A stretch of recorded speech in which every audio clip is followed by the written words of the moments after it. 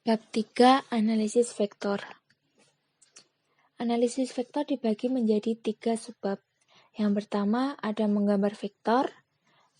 Yang kedua ada penjumlahan vektor yang dibagi menjadi metode geometris dan metode analitis. Subbab yang ketiga ada penerapan vektor dalam kehidupan sehari-hari. Menggambar vektor. Sifat besaran fisis dibagi menjadi 2. Ada besaran skalar, yaitu besaran yang dinyatakan oleh besarnya saja, seperti waktu, suhu, volume. Kemudian, yang kedua adalah besaran vektor. Besaran vektor merupakan besaran yang dinyatakan oleh besar dan arah. Contoh, kecepatan, percepatan, dan gaya. Notasi vektor. Vektor dinyatakan dalam lambang. Yang pertama, huruf besar yang dicetak tebal atau bold seperti A, B, F. Yang kedua, satu huruf dengan diberi tanda anak panah. Misalnya F yang di atasnya ada tanda anak panah, S, dan V. Besaran vektor dinyatakan dengan tanda mutlak. Tanda mutlak yang di tengahnya ada lambang vektor. Penggambaran vektor. Vektor perpindahan, seperti terlihat pada gambar pertama, merupakan vektor perpindahan A. Titik A ini adalah titik tangkap atau titik pangkal sebagai tempat vektor mulai bekerja, dan P merupakan panjang vektor. Vektor perpindahan A ke vektor perpindahan A ke B dari barat ke timur. Sedangkan untuk gambar 2, vektor perpindahan dari barat ke timur namun memiliki arah yang berbeda, sehingga ini menghasilkan sudut theta. Kedua vektor ini memiliki nilai yang sama tetapi mempunyai arah yang berbeda. Dua vektor sama. Jika dua vektor memiliki nilai dan arah yang sama meskipun pangkalnya berbeda, seperti terlihat pada gambar berikut, yaitu vektor A dan vektor B. Vektor A, pangkalnya dimulai dari sini, kemudian vektor B dimulai dari sini. Vektor A dan vektor B memiliki nilai yang sama, yaitu 4 meter, 4 meter, dan memiliki arah yang sama, dari arah kiri ke arah kanan, vektor B juga dari arah kiri ke arah kanan, sehingga A sama dengan B. Yang kedua, ada dua vektor berlawanan. Jika vektor B berlawanan arah dengan vektor A, meskipun memiliki besar yang sama, maka secara matematis pada salah satu vektor diberi tanda negatif. Untuk vektor pertama yaitu vektor A, dari arah kiri ke arah kanan dengan besar vektor 4 meter. Kemudian vektor B dari kiri ke kanan memiliki nilai 4 meter. Kedua vektor ini memiliki nilai yang sama, tetapi arah dari vektor A dan vektor B itu berbeda. Sehingga salah satu dari kedua vektor harus diberi tanda negatif. A sama dengan negatif minus B. Atau minus A sama dengan B. Contoh, pada gambar berikut terdapat 4 perahu dengan kecepatan sesuai anak panahnya. Jika tiap kotak ini dapat mewakili 1 meter per sekon, maka tentukan kecepatan tiap-tiap perahu. Arah kecepatan perahu dapat disesuaikan dengan arah mata angin. Yang ke atas utara, yang ke kanan timur, yang ke kiri barat, yang ke bawah selatan. Perahu A sama dengan VA. V ini kecepatan ya. 4 meter per sekon ke timur. Cari yang ke timur. Ini yang ke timur. Ada 4 kotak. 1, 2, 3, 4. Sehingga perahu A 4 meter per sekon ke timur 4 kotak. Kemudian perahu B ke selatan. Ini yang ke selatan. 1, 2, 3, 4, 5. Ada 5 kotak. Sehingga kecepatannya 5 meter per sekon ke selatan. Kemudian perahu C ke arah barat. Ke arah barat. Maaf, ini harusnya panahnya ke barat. Ada 1, 2 kotak. Sehingga perahu C 2 meter per sekon ke barat. Kemudian perahu D ke arah utara 1 kotak. Sehingga kecepatan perahu D 1 meter per sekon ke utara.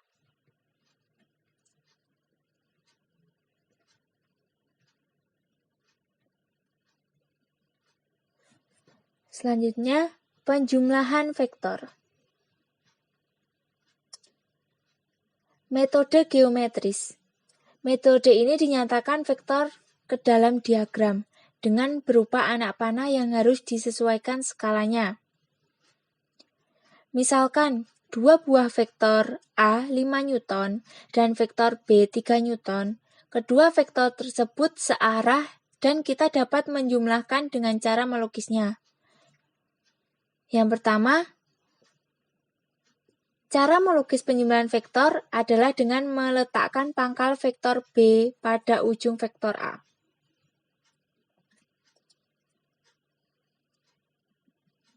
Ini tadi vektor A 5 Newton, vektor B 3 Newton dengan arah yang sama. Sehingga kita meletakkan vektor A, pangkal ke ujung. Kemudian vektor B kita lanjutkan dari ujung vektor A ini sebagai pangkal B, kemudian ke ujung B, sehingga menghasilkan vektor C.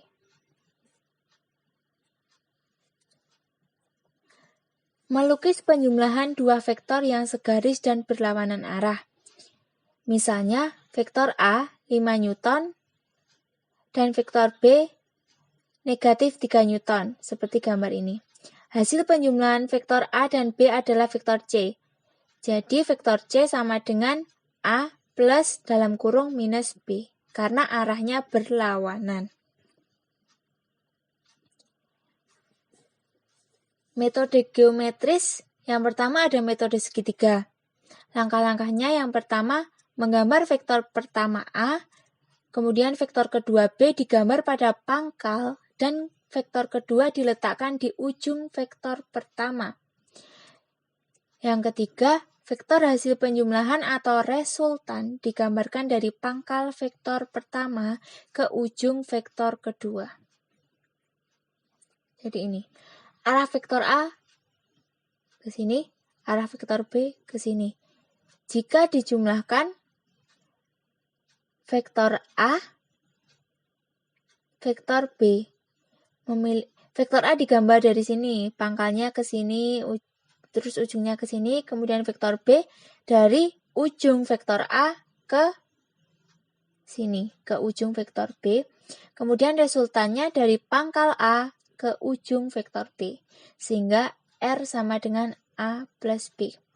Kemudian arah vektor minus B berlawanan dengan B, sehingga nilainya minus B. Kemudian kita gambar vektor A, ini pangkalnya dan ini ujungnya, sedangkan vektor minus B itu kebalikan dari vektor B, sehingga ujung vektor A ke sini, dan resultannya yaitu dari pangkal vektor A ke ujung vektor B, sehingga R atau resultan sama dengan A minus B.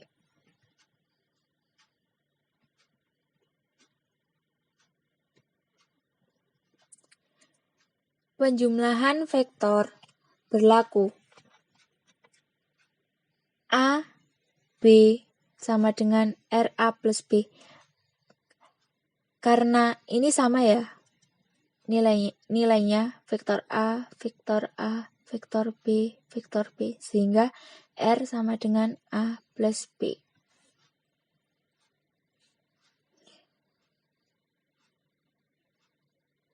Ini vektor A, ini vektor B, ini vektor C. Untuk vektor ini, resultan vektor ini adalah A plus B, sedangkan resultan vektor ini adalah B plus C. Sehingga resultan dari kedua vektor di atas adalah A plus B plus C. Ini merupakan hukum komutatif. Maaf, yang ini adalah hukum komutatif, yang kemudian dan ini adalah hukum asosiatif. Kemudian yang kedua ada metode jejer genjang. Langkah-langkahnya. Dua vektor A dan B digambar dengan pangkal kedua vektor berhimpit. Vektor A, vektor B. Gambar sebuah jejer genjang dengan vektor A dan B sebagai sisi-sisinya. Resultan kedua merupakan resultan vektor merupakan diagonal yang pangkalnya sama dengan pangkal kedua vektor penyusunnya. Jadi vektor A sini, vektor B sini kemudian membuat sisi-sisinya yang sama besar. Jadi ini sama dengan B dan ini sama dengan A. Sehingga resultannya A plus B. Ini gini ya, kenapa A plus B? Kan ini A, sehingga A plus B atau ini sama dengan B, jadi A plus B sama dengan RA plus B. Metode poligon digunakan untuk menjumlahkan lebih dari dua buah vektor. Langkah-langkahnya, pangkal dari ujung vektor berikutnya diletakkan pada ujung dari vektor sebelumnya. Vektor resultan digambar dari ujung pangkal vektor pertama ke ujung vektor terakhir. Ini vektor A, kemudian ditambah vektor B, ditambah vektor C, ditambah vektor D. Vektor A, ini kan pangkal dan ini ujung. Vektor B-nya diletakkan di ujung vektor A. Nih. Kemudian vektor C diletakkan di ujung vektor B. Vektor D diletakkan di ujung vektor C. Sehingga resultannya pangkal dari vektor A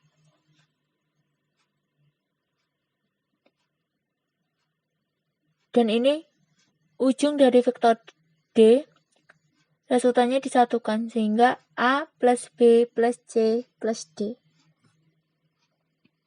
Contoh soal. 3 buah gaya F1, F2, dan F3 memiliki arah dan besar seperti pada gambar berikut. Hubungan yang benar untuk ketiga gaya tersebut adalah vektor tadi F3, ini F3 plus F1 sama dengan F2. Jadi ini pangkal dari F3 dan ini ujung dari F3 kemudian disatukan pada vektor F1. Pangkal dari F1 dan ini ujung F1 sehingga resultannya pangkal dari F3 dengan ujung dari F1.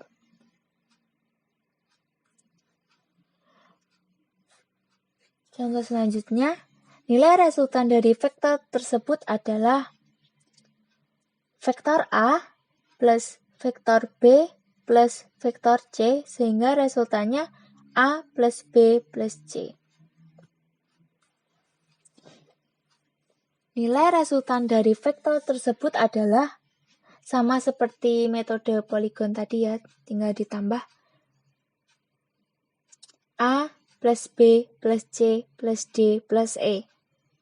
Karena vektor E menyentuh pangkal vektor A, ini kan vektor E, menyentuh pangkal vektor A, Hasil resultannya 0, karena ujung vektor ini tadi bertemu dengan pangkal vektor pertama.